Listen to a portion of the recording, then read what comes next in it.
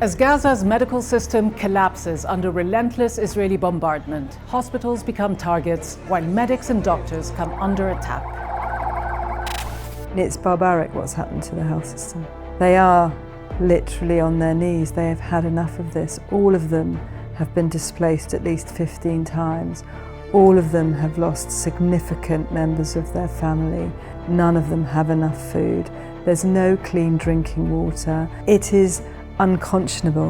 The whole of the rest of society are watching this horrific decimation of the Palestinian population. I am sure with time, history will judge those people for having sat there and done nothing. We speak with two British surgeons who spent several weeks in Gaza trying to save lives and bear witness to war crimes. Hello and welcome to the program. I'm Rida Fakhri. After more than 20 months of relentless bombardment, Gaza's hospitals lie in ruins. No power, no medicine, no shelter. The World Health Organization says 94% of Gaza's hospitals have been damaged or destroyed. The WHO says only a handful in the north are still partially functioning, and just one major hospital in the south, Nasser, is still open. New documentaries have exposed shocking evidence of medics being detained, tortured, and some of them killed by Israeli forces. British surgeons Victoria Rose and Tom Potokar spent 3 weeks in Gaza in May, trying to save lives and bear witness to the crimes being committed against Palestinians. I'm now joined by Dr. Victoria Rose, a plastic surgeon who works with the UK's National Health Service, and Dr. Tom Potokar, a burns and reconstructive specialist and former chief surgeon of the International Red Cross. Dr. Rose, Dr. Potokar, thanks so much for being here. You both spent several weeks in Gaza in May. When you came back, Dr. Rose, you talked about the killing and how everyone, you said, was a target. Everyone is fair game. It is indiscriminate, you said about the bombing. Was it clear to you that the bombing of hospitals specifically was calculated, was deliberate? I suppose it's difficult to say that I knew that it was deliberate, but it was widespread. And it was almost like a domino effect. You couldn't really have one hospital open without another couple being bombed. I don't think we ever went to Gaza since October 2023 and had more than one major hospital functioning. When you look at Gaza, the big four hospitals were Shifa, Al-Aqsa, Nasser, and the European Gaza. So they're the ones that are capable of dealing with the sort of mass trauma that was going on. The others are smaller facilities. And I have never been in Gaza since the war started where more than two of those hospitals have been open or more than one of them has been fully functional. In fact, days after you arrived, one of the hospitals in which you were supposed to treat patients was bombed. Yeah, that was pretty difficult for us because Tom was there at the time. So we entered Gaza a week after Tom and were due to go to the European Gaza. And on the day we arrived, he sent us footage of the bombs going off. So we were diverted and then waiting to see what happened. Dr. Potokar, you had been to Gaza, 15, 16 times? Mm-hmm. Did anything prepare you to what you saw this time? Was it different to your previous visits? Yes. I mean, different in the sense that the amount of destruction is just absolutely phenomenal compared to before. The constancy, so the bombardments are all the time, basically. I mean, across the whole area, there's nowhere safe within the area at all. Not just the destruction of the health facilities, but the health staff, you know, with the numbers of colleagues, but also other health workers, ambulance workers, primary healthcare workers killed.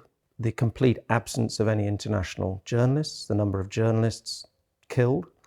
And of course, since March this year, with the blockade on top of everything else, the starvation. And the type of injuries. So, you know, in 2018, we had the Great March of Return, and there was an epidemic of high-velocity gunshot injuries causing disabling injuries to the limbs, mostly the lower limb. huge amounts this time of burn injuries, but huge amounts of blast-related injuries, which just literally rip people to shreds. So the number, I think Gaza has by far the highest population now of children with amputations. And I have never seen in all the conflict zones I've worked in so many amputations and so many just horrendous injuries with just tissue and flesh missing. We were operating on parts of humans, not whole bodies, parts of bodies. You said, Dr. Rose, that at times you felt this was so barbaric in terms of the numbers of children coming through the doors with bits of their bodies blown off. When you came back, were you surprised by the way the media was or wasn't reporting what you were seeing on the ground? I think I was surprised, but then none of the media were actually in the operating rooms with us to see the extent of the injuries and the numbers of children that had been injured. So I suppose it's understandable, not even the Palestinian journalists were getting into theatres, but it was striking how many children were injured. We were starting our lists of 10 patients and the first 6 would be children. And that was every day. And we hadn't seen that before. What kind of wounds were you seeing? We saw gunshot wounds to children in the march. We saw a lot of children that had been hit by quadcopters. But by the time the May came round, most of the injuries were blast injuries. So they would either be severe burns from the heat of the explosion or actually bits of the child blown off. So we had a young girl, a 7-year-old on the table, that had literally had her knee blown off. There was no bone between her thigh and her shin and no skin covering it.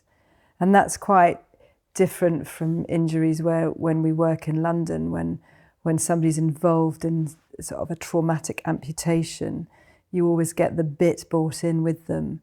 And to be served up these children with bits missing was really quite a contrast for us. How many of the people, Dr. Potokar, that you were treating and operating on, how many were children? And were you operating on any fighters? Because we quite often hear that this is a war.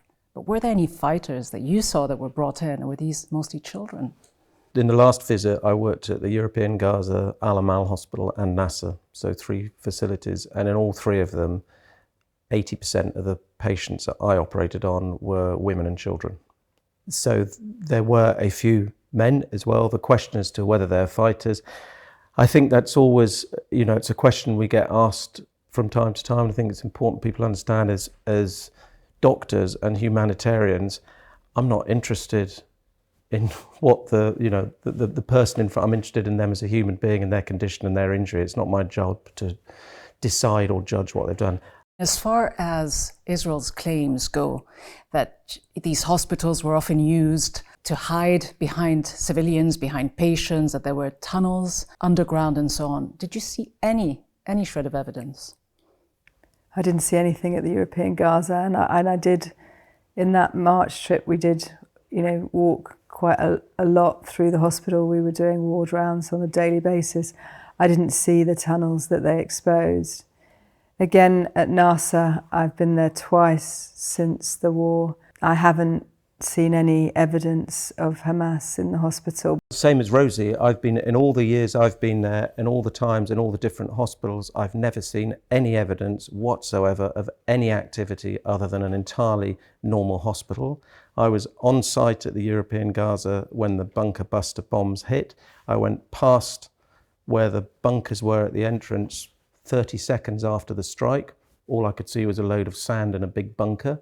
I've seen no evidence produced subsequent to that, shown by anybody to suggest anything. So, I don't know. I can't say one way or another. As I say, I'm not, but just because somebody says something doesn't mean it's true.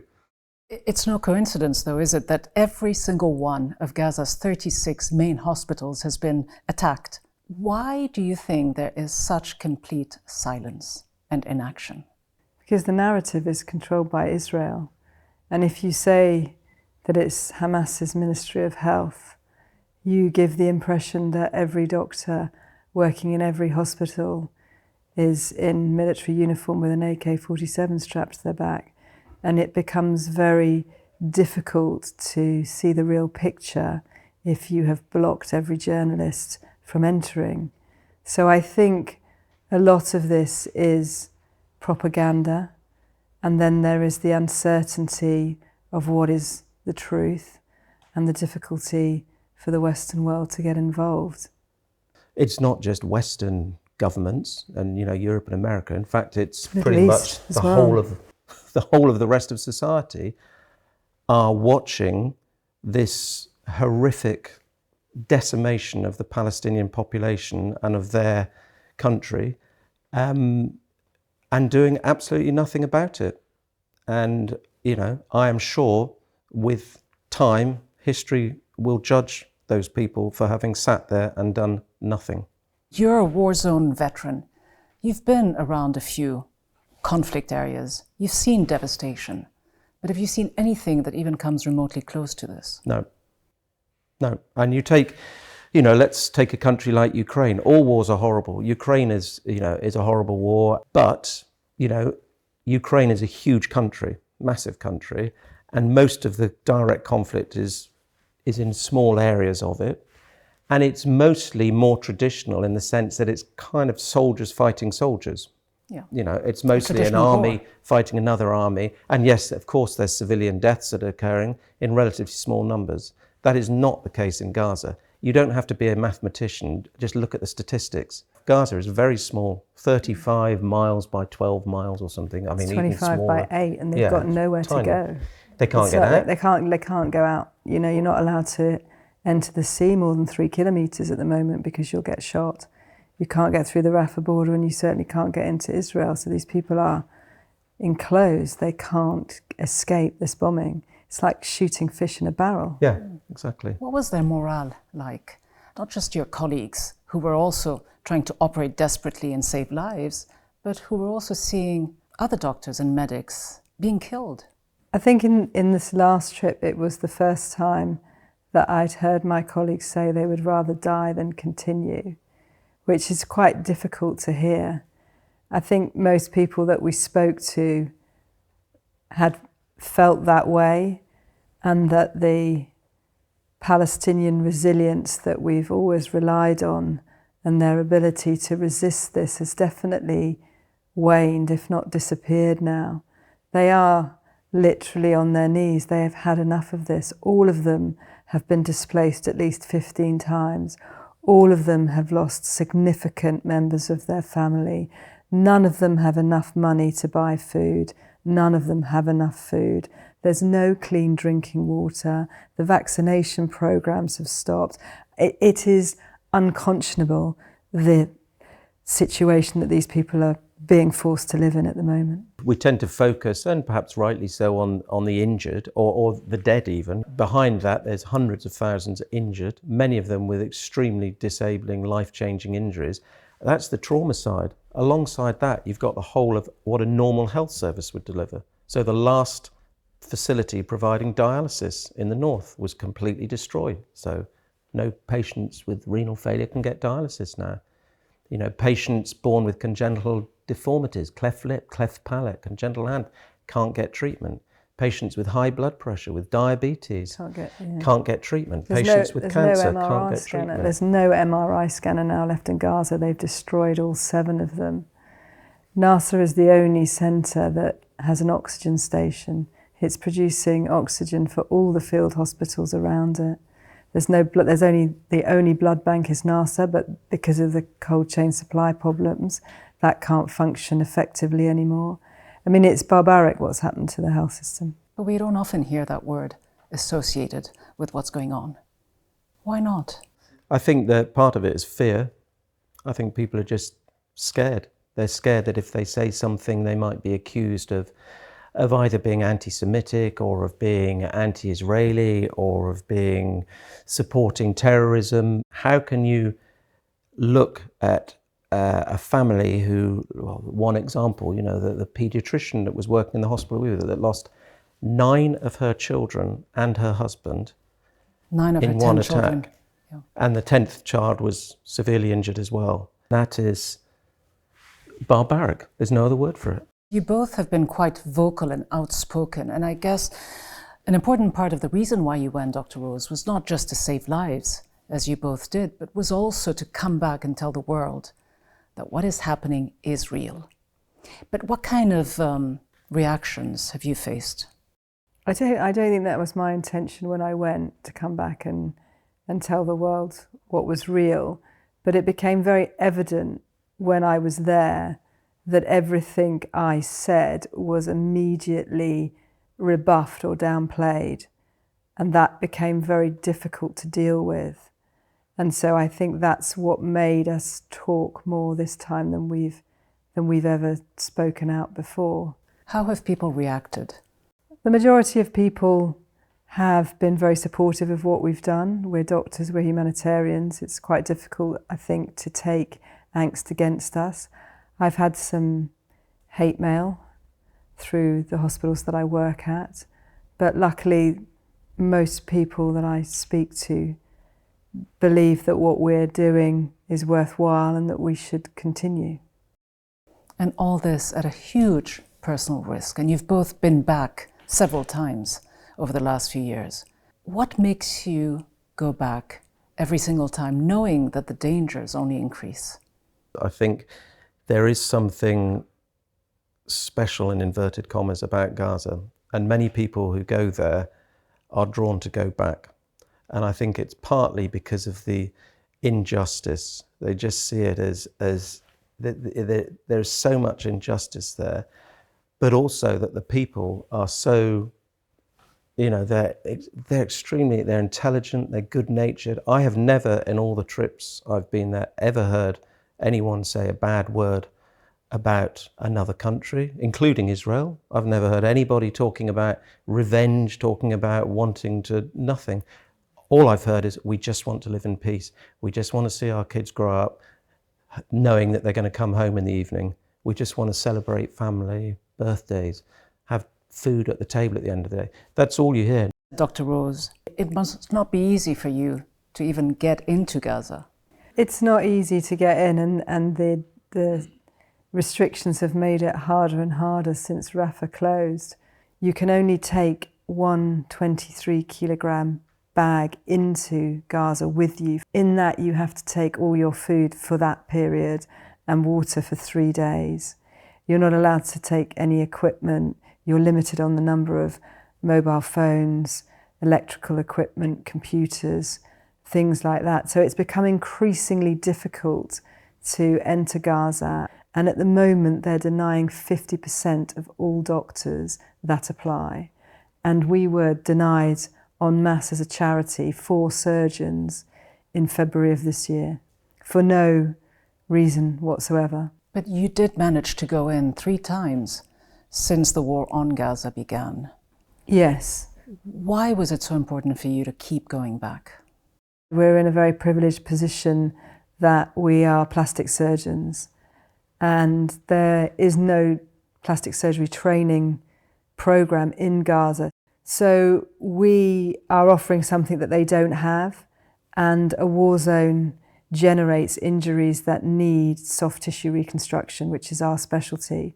So every time we go, we make such a huge impact on the population, on the injured population. It becomes very hard to see the difference that you make and not promise that you will come back. Those who are left behind and who see some of their colleagues being detained, being disappeared, being killed, how overwhelmed are they? Well, completely overwhelmed. They've been working and putting up with bombardments, with drones, with lack of food, with having to move, being displaced umpteen times. I think people find it difficult to imagine. One of my colleagues, a senior orthopedic colleague and one of the top surgeons in Gaza, when I was there last time, he had to evacuate his whole family to go and live in a tent, or not even a tent, in a sort of lean-to shelter made out of a bit of plastic in a bombed-out building.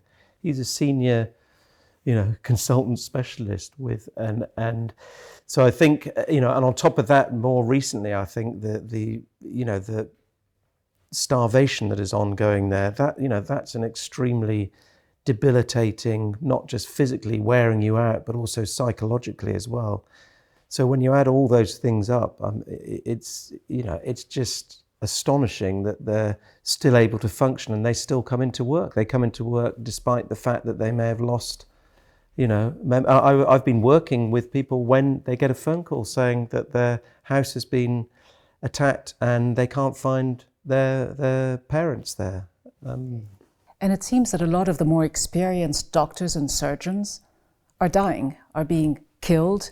We now hear new evidence that has surfaced in a documentary that was recently broadcast that there are black sites where hundreds, possibly thousands of people are taken, humiliated, disappeared, some of them medics. How difficult is it to replace these doctors? Well, it's extremely difficult, as Rosie said. The certain specialties, there's no formal training program. And you have a fixed number of medical health workers. Some have left, have managed to get out, but a significant number have been killed. And people in these senior positions, it's 5, 6, 7 years in medical school and training, then at least sort of 10 years postgraduate to get to a level where they're able to deliver the kind of the service that is required. So once these people are gone, you're looking at, 15 to 20 years to replace that cohort of patients. And that's if you have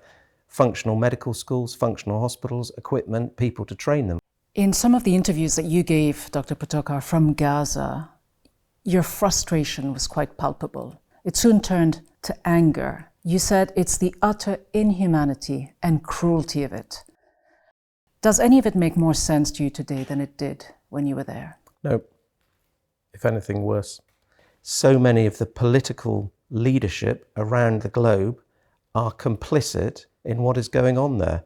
And it's that frustration, and that increasingly governments, I know more about Europe, let's say, but increasingly across Europe, are making it harder and harder for the populations in these what are supposed to be democratic countries to even stand up and say what they think and have their say, because of the draconian laws that are being put in place to prevent them doing that. And it's almost 2 years now of daily bombings that Palestinians in Gaza are going through. If this had been happening anywhere else in the world, would it have gone on for even a fraction of the time? I don't believe it would. But there's lots of things that have happened in Gaza that I don't think would have been tolerated anywhere else. I think the blockade on aid, the removal of the United Nations and all its partners, the fact that we have the Gazan Humanitarian Foundation running aid in Gaza, an organisation that has no history of any other sort of work of this kind, that has set up 4 distribution points. I cannot think of any situation in history where that would have been tolerated. What is at the core of this tolerance? Racism? I think it's a combination of all sorts of things. Racism, power, money, guilt. Misinformation. Yeah. What is the end game? What does it look like to you? What is Israel trying to achieve? It's trying to remove the population from Gaza and the West Bank. And I think I don't even think that's questionable. That's not even hidden. Stated by Israeli. I think there was an article members of the Knesset. It's been stated quite clearly. There was an article in The Guardian recently that cited over 20 accounts of key Israeli politicians saying that that was their aim, the destruction of that population, the removal of the population. So it's not hidden at all. It's a directive that's been given. How would you change the narrative? What kind of message do you have for those who still don't grasp and understand what's going on? I think that what we're doing at the moment is not going to help the situation, and certainly we've seen a huge number of children been orphaned, and they will have a resentment towards Israel. And I think that it's unlikely that Israel will be able to kill the remaining 2 million Palestinians. So if they want to continue down this line, they will have to displace them. But it will mean that those children will be somewhere in the world, and those children will come back, and they are just kicking this problem into the long grass for their own children to deal with. And they need to understand that now. Dr. Victoria Rose, Dr. Tom Potokar, thank you both very much indeed for speaking with us. Thank you. Thanks. The facts are chilling. Tens of thousands of Palestinians killed, half of them children. Gaza's hospitals shattered, medical staff detained, humiliated, disappeared, even murdered. A healthcare system that has almost entirely collapsed. Although Israel claims it's targeting militants, the reality is clear. Gaza's medical facilities, its doctors and medics, are being systematically decimated, and with them, the right to health and life itself. As Drs. Rose and Potokar witnessed, this is the deliberate targeting and erasure of a people's medical infrastructure. It is a crime under the Geneva Convention to attack medical personnel and any building designated as a civilian hospital. Yet, Israel's widespread and well-documented crimes are met with silence, no demands for accountability, no sanctions, no consequences. As Gaza is left to bleed, our collective faith in the rule of law and justice is being shattered as governments fail to act. That's all from me, Rida Fakhri, and the team. Thanks for watching.